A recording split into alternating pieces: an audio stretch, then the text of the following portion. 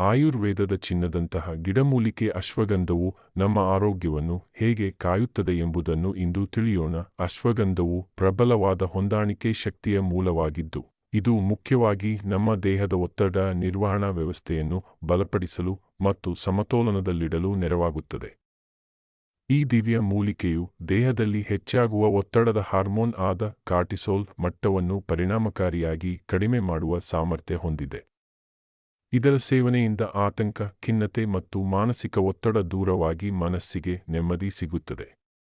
ಉತ್ತಮ ಮತ್ತು ಗಾಢವಾದ ನಿದ್ರೆಯನ್ನು ಬಯಸುವವರು ರಾತ್ರಿ ಇದನ್ನು ಬಳಸುವುದರಿಂದ ನಿದ್ರಾಹೀನತೆಯನ್ನು ಸುಲಭವಾಗಿ ನಿವಾರಿಸಬಹುದು.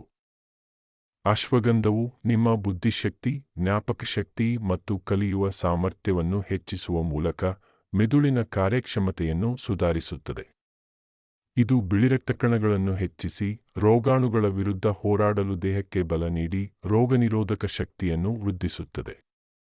ಇದರಲ್ಲಿರುವ ಉರಿಯೂತ ಶಮನಕಾರಿ ಅಂಶಗಳು ಸಂಧಿವಾತದಂತಹ ದೀರ್ಘಕಾಲದ ನೋವುಗಳನ್ನು ಮತ್ತು ದೇಹದ ಊತವನ್ನು ಕಡಿಮೆ ಮಾಡಲು ಉತ್ತಮವಾಗಿದೆ.